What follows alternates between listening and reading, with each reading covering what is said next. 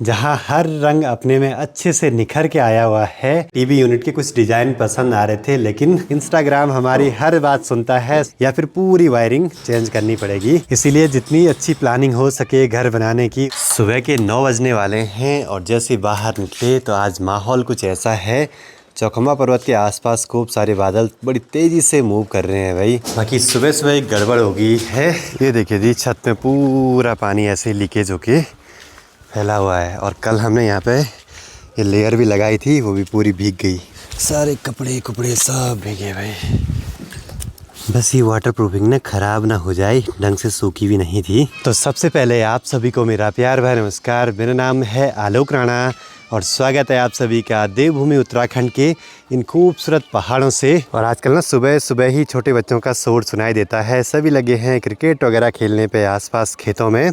और कल ठीक सामने पे मैंने ड्रोन भेजा था सुबह सुबह। शायद वहाँ पे किसी छोटे बच्चे ने ड्रोन पे बैट की ऐसे मारी, ड्रोन गिरते गिरते बचा है भाई। खैर कभी कभी ऐसा भी होता है, कोई छोटे बच्चे ना पत्थर भी फेंक देते हैं ड्रोन पे। बाकी कुछ दिन पहले जो बर्फबारी हुई थी सामने के पहाड़ों पे, धीरे धीरे पिघलने लगी है, ऊपर को जाने लगी है पिघल के। पर अच्छी बात यह है कि अभी कुछ दिनों तक ऐसे क्लाउडी सा वेदर है, तो बर्फबारी तो होती ही रहेगी अब पहाड़ों में। पिछली वीडियो पे कमेंट आया था कि आपकी घर की छत पे जो ये सरिये हैं या तो इनको कटवा दो बोला, या फिर इनके बाहर से फरमा रख के कंक्रीट से कवर कर लो। तो ये वाला काम भी बड़ा जरूरी है, नहीं तो छत में आते हुए ना उन पे उलझने का डर बना रहता है। बाकी आज 2 जनवरी को मिस्त्री जी भी आ गए हैं घर पे काम करने के लिए।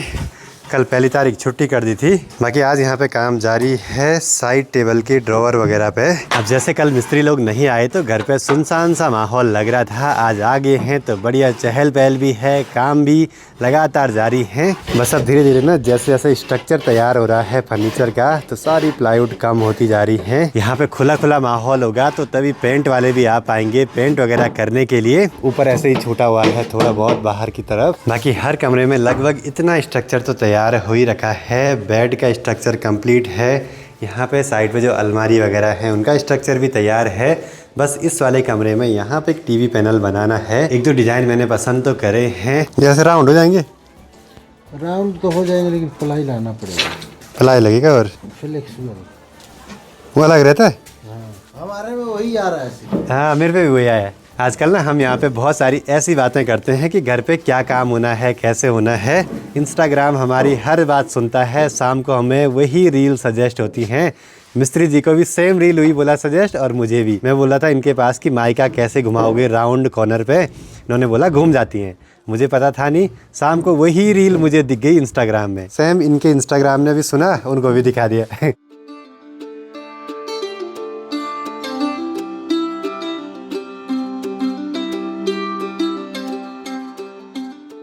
बिजली फिटिंग वालों को भी बुलाना पड़ेगा, क्योंकि पैनलिंग होने से पहले वायरिंग अच्छे से होनी चाहिए। हमारे स्विच बोर्ड यहाँ पे दिया है तो ये दूसरी जगह पे आ सकता है पैनलिंग के बाद। जैसे यहाँ पे पैनलिंग होने के बाद तार बिल्कुल छोटे से हैं, तो सब कुछ सही करवाना पड़ेगा। अभी मुझे ना टीवी यूनिट के कुछ डिजाइन पसंद आ रहे थे, लेकिन उनके कॉर्नर को राउंड करने के लिए अलग ही प्लाई आती है बोला, यहाँ मिलेगी नहीं। तो फिर अब दूसरा डिज़ाइन बनाएंगे भाई। वो डिज़ाइन बड़े गजब के लग रहे थे। अब हम पहाड़ों में रहते हैं तो ज़रूरी नहीं कि यहाँ वो चीज़ मिल पाए जो हमको चाहिए। कभी कभी ऐसा भी होता है कि हमको कुछ चाहिए होता है, यहाँ आसपास मिलता ही नहीं। अब यहाँ पे ना कारपेंटर और इलेक्ट्रीशियन दोनों का कॉम्बिनेशन होना बड़ा ज़रूरी है, तभी काम अच्छे से हो पाएंगे। तो इन मॉडल प्लेट के हिसाब से हमको वहाँ पे कटिंग करवानी है। अब दिक्कत एक होगी है कि हमने वायरिंग पहले करवा दी, फर्नीचर बाद में बनवा रहे हैं, और कहीं कहीं पे वायर छोटे पड़ गए। उसके लिए ना वायर को जॉइंट करना पड़ेगा, और वायर जॉइंट करने में दिक्कतें भी हैं। अब सोचा ये है कि या तो वायर जॉइंटर ले आने पड़ेंगे या फिर पूरी वायरिंग चेंज करनी पड़ेगी, और वायरिंग चेंज करने में बड़ा ही खर्चा हो जाएगा। अब जैसे यहाँ साइड टेबल के पास में ना जो स्विच बोर्ड है हमने थोड़ा सा इधर छुड़वा दिया, ज़्यादा होना उसने यहाँ पे था। सेम यहाँ का भी हाल है, हमने यहाँ पे छुड़वाया, होना यहाँ पे चाहिए था।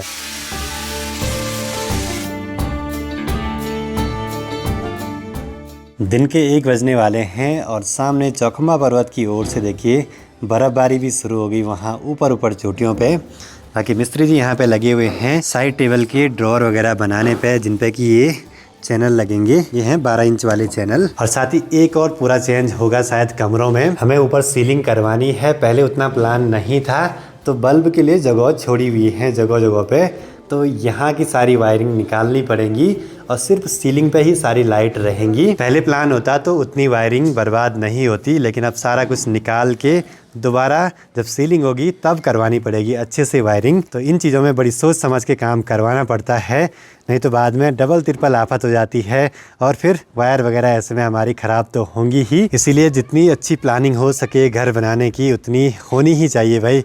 बाद में जब प्लान पे प्लान चेंज होते रहते हैं ना, तब बड़ी टूट फूट होती है, नुकसान होता रहता है। पर अच्छी बात यह कि अभी हम बहुत चीज़ों में चेंजेस कर सकते हैं आसानी से। बाकी हाँ, इस वाले कमरे में भी मिस्त्री जी ने कर दिया है पैनलिंग वगैरह का काम।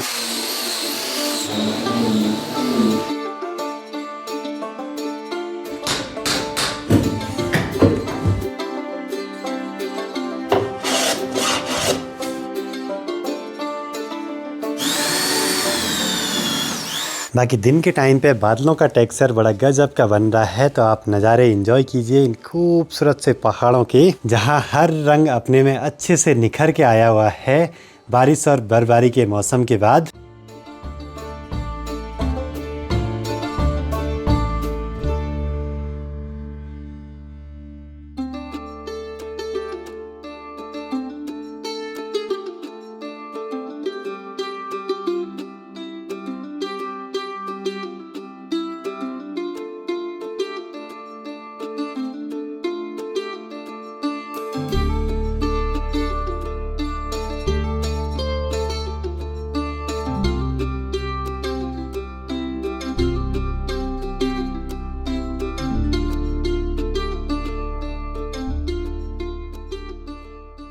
हमारे घर से तो सिर्फ सामने चौखंबा पर्वत और यहाँ पे बिसुड़ी ताल वाला पहाड़ और उससे जुड़ती हुई कुछ पर्वत श्रृंखलाएं दिखती हैं, लेकिन ठीक इसी जगह से 500 मीटर ऊपर जाते ही चंद्रशिला की चोटी भी दिखती है, मंडानी पीक भी दिखती है, और उस धार के पीछे जाते ही वहाँ से केदारनाथ धाम के पीछे के हिमालय पर्वत की पूरी श्रृंखलाएं दिखने लग जाती हैं। बाकी हिमालय रेंज के दर्शन करने के लिए ड्रोन बड़ा काम आता है भाई।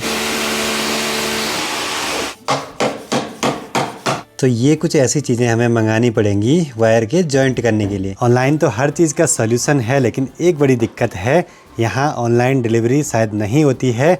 अभी तो मैंने कभी मंगाया नहीं सामान, पिन कोड पे दिखा तो रहा है, लेकिन सीधे 20-21 तारीख तक। उससे बढ़िया तो मैं देहरादून मंगवा के किसी के पास यहाँ घर तक मंगवा दूंगा। धीरे धीरे आसमान भी पैक हो गया है और सामने चौखंबा पर्वत पे लगातार बर्फबारी हो जा रही है चोटियों पे। और आज हमें एक छोटा सा नल भी बनाना है, कल ये काम रह गया था थोड़ा सा, लेकिन अपने पास रेंच है ही नहीं, तो बिना उसके तो काम चलेगा नहीं। अब एक रेंच ले आए हैं तो इसका भी काम है घर पे। यहाँ पे एक टोंटी छुड़वाई है, अभी तो बस छोटी सी है, जिससे कि खूब सारा पानी आता है।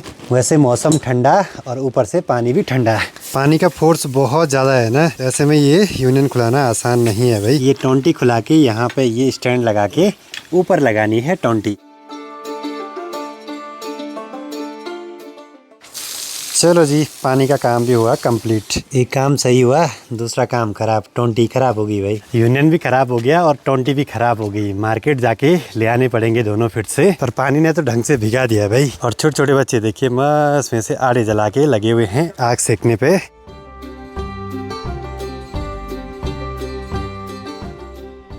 गलती हमारी थी, हमने टोंटी को रेंच से कस दिया। गलती इंसान से सिर्फ एक बार हो सकती है, बार बार तो हम गलती करेंगे नहीं भाई। आराम से हाथ से घुमा के लगा देते हैं इसको। इस वाली टोंटी का मेन पर्पज़ ये है कि कभी खेतों से अगर काम करके आगे मिट्टी के पैर हैं तो उनको बाहर पे ही धो सकते हैं। थोड़ी देर में बस सनसेट भी होने ही वाला है, गर्मा गर्म चाय बन के भी तैयार है। पानी से ऐसे भीगे कि बहुत ठंड लग रही है भाई। बाकी मिस्त्री जी भी लगातार लगे हुए हैं यहाँ पे ड्रॉवर के चैनल वगैरह फिट करने पे। और साइड टेबल के कॉर्नर ना कुछ ऐसे घिस के राउंड कर दिए हैं जिससे कि ये लगे नहीं। सभी काम कमरे में जगह के हिसाब से हो रहे हैं, तो आने जाने में दिक्कतें ना हो, तो कॉर्नर राउंड तो होने ही चाहिए। अब यहाँ से करिए निकल जाए। अच्छा ये है।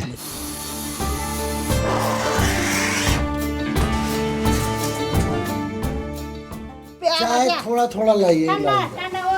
मात गिलास भरी भरी लूनी चाहिए। चलो जी, आज के काम भी पूरे हो चुके हैं। बाकी अब अभी बहुत सारे छोटे छोटे काम हैं जो कि अभी पूरे करवाने हैं। और आज कल ये बारीक फिनिशिंग वाले काम हैं। कुछ सामान वगैरह कम पड़ सकता है तो कल मार्केट से ले आना पड़ेगा। देखते हैं आगे आगे क्या होता है। बाकी अब इस वीडियो को यहीं पे क्लोज़ करते हैं। वीडियो पसंद आए तो इसको लाइक कीजिए, कमेंट कीजिए और अपने दोस्तों के साथ शेयर कीजिए।